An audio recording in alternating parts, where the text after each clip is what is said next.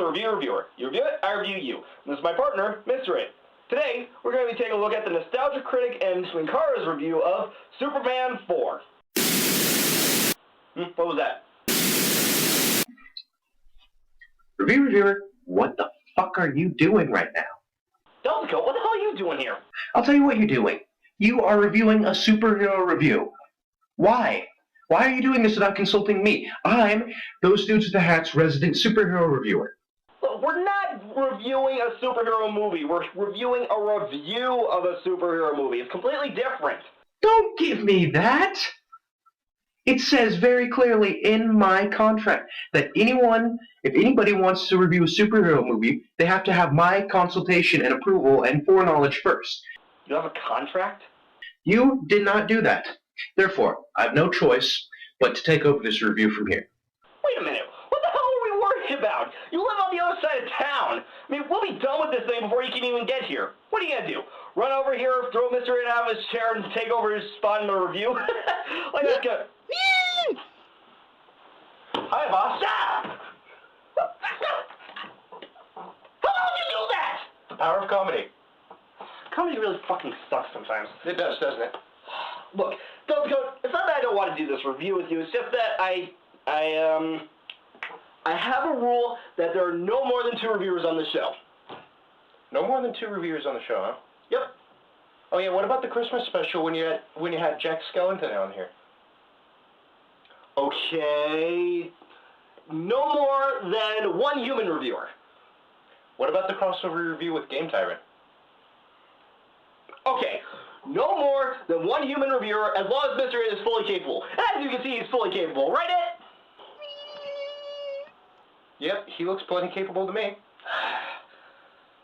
Fine, you can stay. Alright. Well, let's get this over with. The Nostalgia Critic and Linkara's crossover review of Superman 4, The Quest for Peace. Hello, I'm the Nostalgia Critic. I remember it so you don't have to.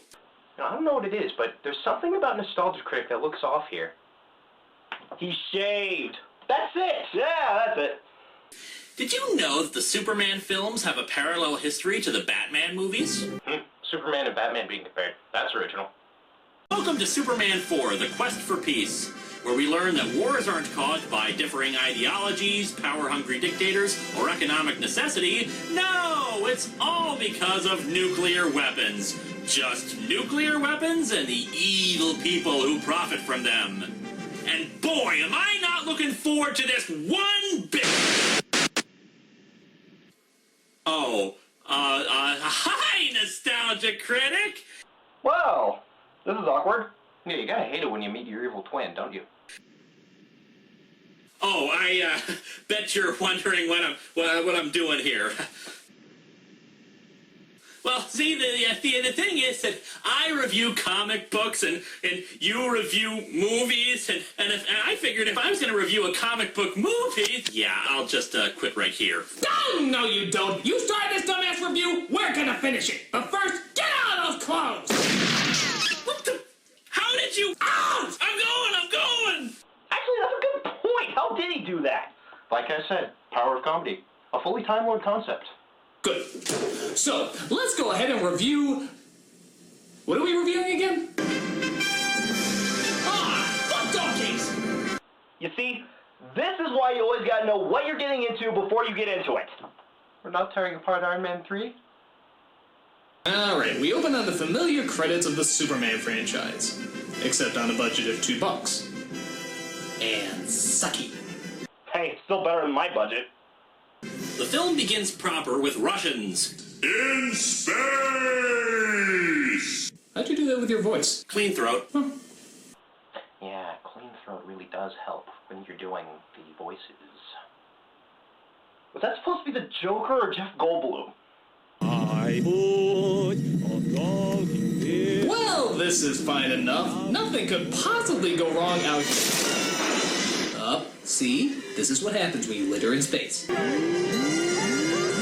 But fortunately, Superman is around to save them. By the way, folks, get used to this shot of Superman flying at the camera. Almost every flying scene has it. Is it bad that every time I see that, I feel like Superman's gonna punch me in the face? What, you mean like this? Oh, and look, despite the fact that they're in the vacuum of space, Superman's cape is flapping around like it's in a wind tunnel. Wait a minute, did he just talk? As in, talking in space? Oh, yeah. How deep are we in this movie? 4 minutes. Go on! You know, I remember feeling like that when I saw Iron Man 3. You're never gonna let that go, are you? No! In Soviet Russia, physics breaks you. Oh god, I wish someone would break this movie. We move on to a scene where it looks like Clark Kent is selling the family farm, because apparently his mom croaked in between movies or something. I guess it's a good thing she resurrected herself in Superman Returns. Timing! Damn it! He goes into the barn and finds the old spaceship that brought him to Earth and pulls out a glowing green crystal. Which he also got out of the ship in the first movie, didn't he? You know, if you're gonna pick apart all the plot holes, we're gonna be here all day. Point taken. No, actually, this little crystal is meant to be our Deus Ex Machina for later. Oh good! I can't wait to be pleasantly disappointed. Lex Luthor's wearing a wig for the entirety of the movie. I'm already pretty disappointed. The first subplot is that the Daily Planet has been taken over by an evil Rupert Murdoch stand-in, which isn't really that far off from the real Rupert Murdoch. Tedious. Don't tell me you only read the pictures. What I have here are some mock copies of our new layout. Isn't that headline irresponsible? Maybe, but it'll sell a hell of a lot of newspapers. Now make an unethical entertainment channel and a conservative news channel to point out what's wrong with it.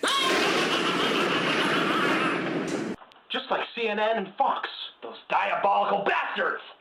He appoints his daughter, Lacey, as the new publisher. The Daily Planet hasn't made any money in 3 years. And the name of the game is making money. A mainstream news source more interested in making money above reasonable reporting? That's just unbelievable and unrealistic. Oh my god, it really is just like CNN and Fox News. Ah! So it turns out Lacey immediately starts falling in love for Clark. For some reason. Gotta be the glasses. Oh yeah. Oh yeah. Where the hell did you get those? But then, the President of the United States makes a chilling announcement. And because the summit has failed, we have no choice but to strive to be second to none in the nuclear arms race. But wait! Another subplot manages to sneak its way in. A teacher tries to console her elementary school students about this horrible brewing crisis.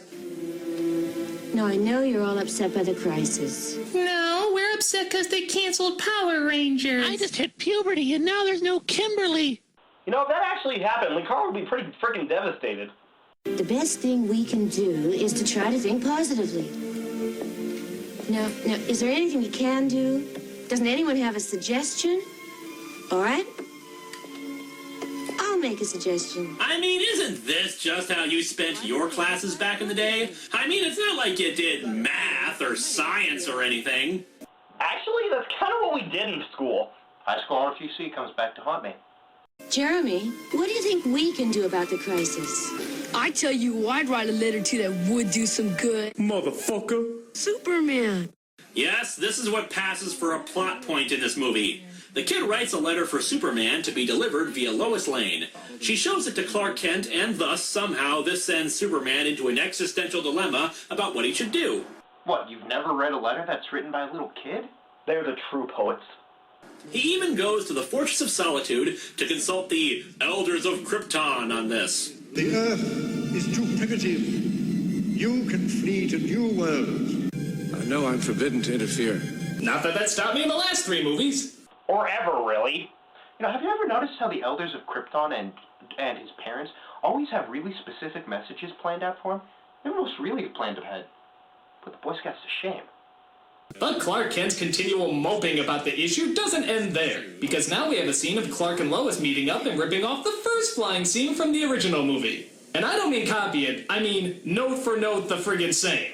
But before we can get to that horseshit, they walk off the edge of Clark's patio. What, you've never been? Clark? Clark? I'd just like to kill you now, Lois. Lord knows he's not the only one. Yeah, get in line. And now quite possibly the worst green screen effect you've ever seen in your entire life in 3, 2, 1. Oh, I think we've seen worse. Sometimes I don't know what I'm supposed to do. And you'll do the right thing no matter what it is. You always have. Oh, then they rip off the magic memory erasing kiss from the end of the second movie, too. Well, you've got to give the series credit for consistency. It's just as idiotic here as it was there. Hey, Delta, you know about superheroes. Did they ever explain this? Close as I can figure, it's a crossover with the X-Men. But this is DC. That's Marvel. I know, that's what makes it so shameful. So Superman makes his decision and goes to the United Nations building, which is now in Metropolis. Interesting relocation. Well, clearly you've never read DC Comics. Everything gets relocated to Metropolis, or Gotham City. Jeremy and Superman walk into the United Nations together. So I suppose this is as good a time as any to say goodbye to little Jeremy, since this is pretty much the last we'll ever see of him in this movie. Goodbye! Goodbye! Goodbye, Jeremy! So Goodbye! I'm sorry you'll never act in another movie again! Enjoy your mental scars! Goodbye! Knock it off. Oh, God, it's this scene. What? What's the matter? Just watch. For many years now, I've lived among you as a visitor. Oh no, it's this scene. What, is a really stupid villain gonna show up out of nowhere? No, but trust me, it really could use Metallo. As of today, I'm not a visitor anymore, and I can't stand idly by and watch us stumble into the madness of possible nuclear destruction.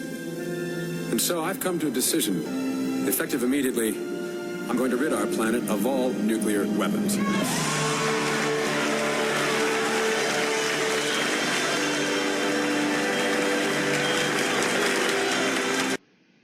Did Superman just say he's gonna rid the world of nuclear weapons by himself, whether the governments are unwilling to or not? Mm-hmm. And everyone's okay with this? They are, critic. Which means that it's time to play international politics!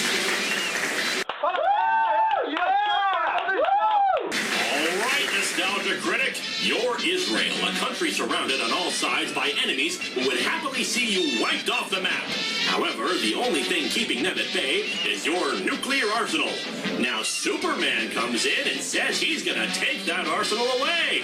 What do you do? Tell him to hump my ass? Oh, I'm sorry, Critic. The correct answer was applaud wildly. Question, and this one's for the game.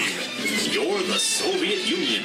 You're engaged in a Cold War against the United States, and the fear of mutually assured destruction via nuclear weapons is the only thing that keeps you and the U.S. from engaging in combat with conventional weapons.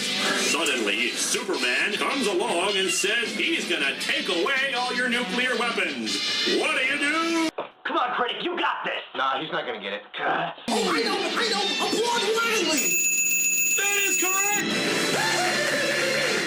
Woo! You win the grand prize, Critic! You get to continue watching this crap!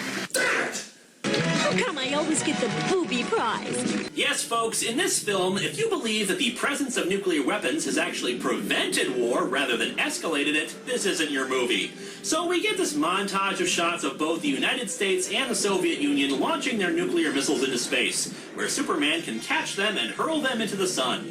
So if they're willing to get rid of their nukes, why the hell do they need Superman in the first place? Good PR. Oh. Logical. But while that's going on, subplot number 5 says Lex Luthor just broke out of prison. Good God, his prison has more holes in it than Swiss cheese. Oh, but let's ignore him for a second. We've got a real star in this movie, Critic. Why, it's John Cryer, who played the unforgettable role of Ducky from Pretty in Pink. So appearing in this is a step down in his career. Oh, yeah. That's pretty bad. Wait, how do you go a step down from Pretty in Pink? He plays Luthor's nephew, Lenny Luthor. Ha ha ha. What's wrong? Lenny Luthor. Just the name. This character is harmless enough, but of course he has to talk. The dude of steel. Yeah, you're just an experiment, freako. What? Oh, no. How long is this movie again? Hour and a half. Hey, that's the quitter's way out. Don't even think about it. So Lex Luthor, being Lex Luthor, has only one thing on his mind. Destroy Superman! Because that hobby has worked so well in the past. Couldn't you take up knitting? So he steals a strand of Superman's hair from a museum. Here you can see a 1,000-pound load easily suspended by his single hair. That hair is a sample of Superman's genetic material. With my genius and enough nuclear power to mutate the genes, I can create a being who's more powerful than him. Yes, much like the comics that spawned this piece of crap, nuclear power does whatever the hell the writer wants it to do. It should also be pointed out that although this single strand of Superman's hair is strong enough to lift 1,000 pounds, it apparently can be cut with a simple hedge clipper. Well, how else do you think that Clark's gonna get a haircut? So Lex assembles a terrifying group of minor characters who will serve no purpose in the movie to discuss his evil plans. I, Lex Luthor, the greatest criminal mind of the modern era, have discovered a way to destroy Superman. Behold, my unscrupulous friends. Shut those blinds. The sun is hurting my eyes. God, this partly cloudy weather is harmful to my transparent evilness. That's why I usually film at night. So his plan is to send the genetic material, which looks like a quart of silly putty, into the sun on board one of the nuclear missiles, and that'll somehow create a being that can fight Superman. So Superman tosses the missile into the sun and the evil nuclear man is born. No, really, he's born, fetus and everything. Surprised the sun didn't just push it out of his vagina. Ew. We have limits. And of course, he's sporting silver-painted Lee press-on nails. Because when you think Superman's greatest enemy, you think Lee press-on nails. Well, I may not think about that, but I certainly don't think about Gene Hackman as Lex Luthor either.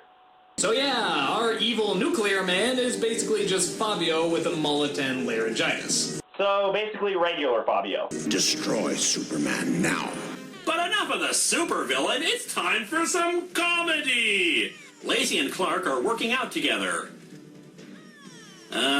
Wasn't there an impending nuclear war just on the horizon? Come to think of it, why was the war about to happen?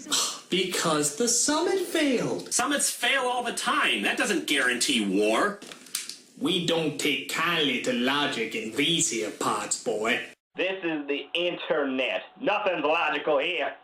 But wait, we also had to have some goofy antics as she makes a date with Clark at the same time that Lois is having an interview with Superman. I get a feeling hijinks will ensue. I'll be right back.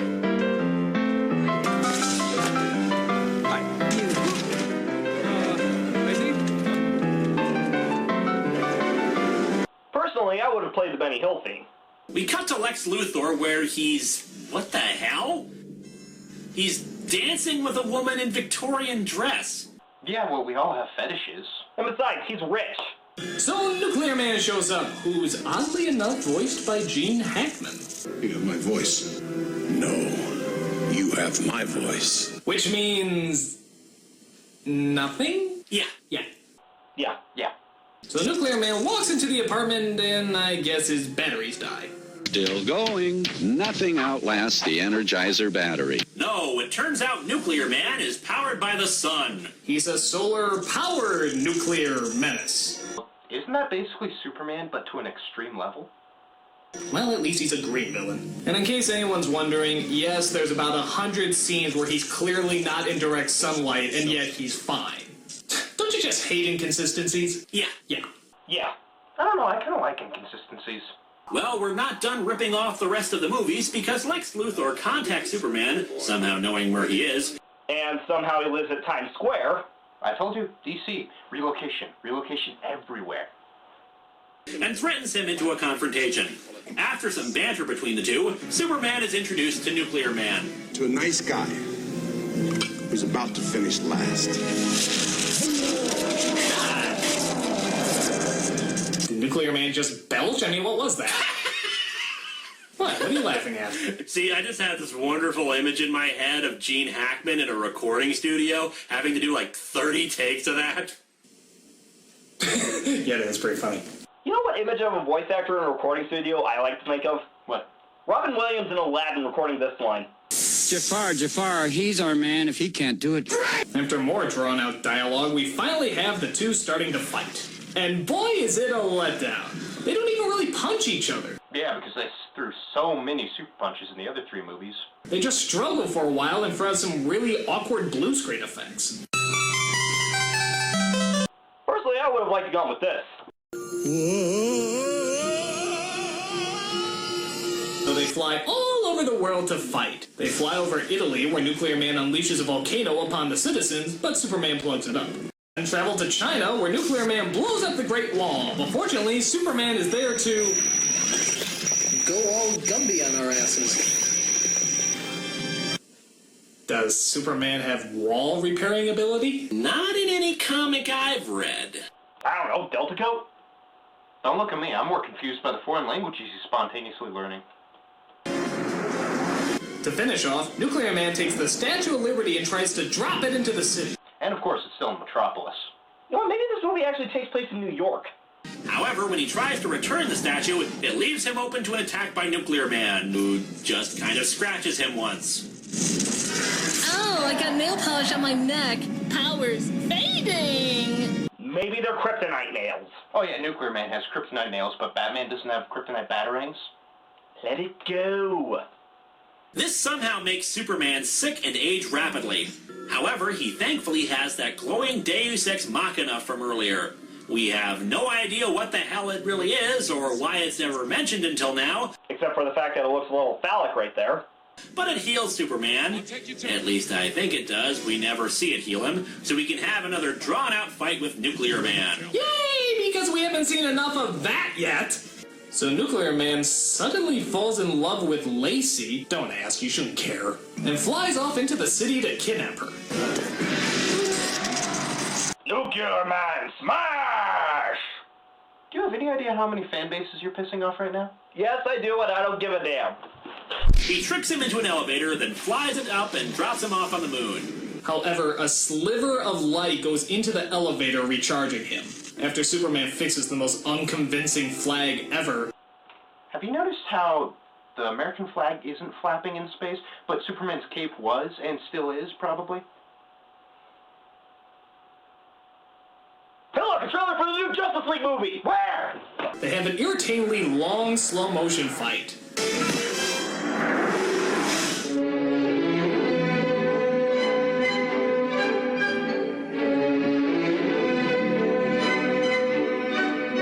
Superman on ice!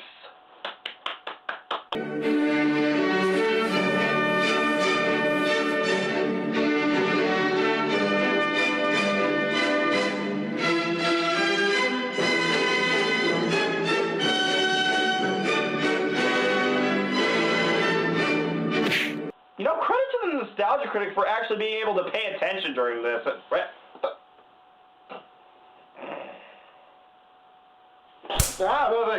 Yeah, Linkara pretty much just he's playing DS and... I'm sorry, I was dozing. You're the one who wanted to do this! Pay damn attention! Nuclear Man finally gets a hold of Lacey and flies her through space, where she's, of course, perfectly able to breathe. What? What? You can't breathe in space, guys! This is kindergarten science! Kindergarten! It's okay, Critic. It's okay. It's gonna be all right. No, it's not. This movie is still playing. It's true. This is just going on and on. It's okay, Delta Coat. It's almost over. But Superman moves the freaking moon out of orbit to block the sun from Nuclear Man. Sorry for the tidal waves and gravitational stress, peoples of the Earth. I have to stop a supervillain. Remember, this is the guy who turned the rotation of the Earth around just so he could save his dead girlfriend. Yeah, he does it occasionally in the comics, too. So Lacey tells her dad to stuff it, the Daily Planet is brought back, Luthor is put back in jail, Jeremy is nowhere to be seen, and the whole nuclear war thing just sort of resolves itself. Superman makes some bullshit speech to the world about finding their own path and how he couldn't free them from war. Which doesn't really make any sense considering we saw people clearly lining up to give up their nuclear weapons. And there will be peace. There will be peace when the people of the world want it so badly that their governments will have no choice but to give it to them. I see. We just didn't want peace hard enough. Well, as long as there's still warmongering idiots like this guy around. Of course, it all makes sense. Peace doesn't come about through economic interdependence and the spread of similar ideals. It's just wanting it. Yeah.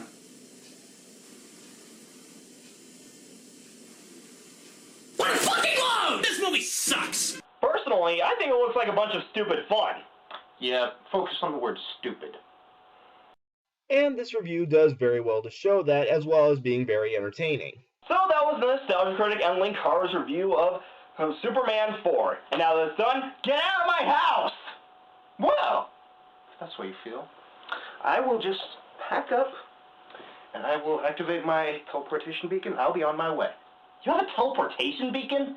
Power of comedy, dude. Don't mess with it. Wait, I have something for you! Who the hell are you? Your worst nightmare. Oh no, Justin Bieber and Megan Fox have made child. No, why the hell does no one forget it? I modified your phone with an AI. Wait, you have my cell phone? How'd you get my cell phone out of my pocket? You of all people should know about the power of comedy. Good point. Anyway, upload this to your computer as soon as you get home. Okay, thank you. I will upload it as soon as I get done with the Bionicle 2 review. Excellent. Well, thanks for having me, reviewer. Thank you for coming. Now get out. Okay, fine.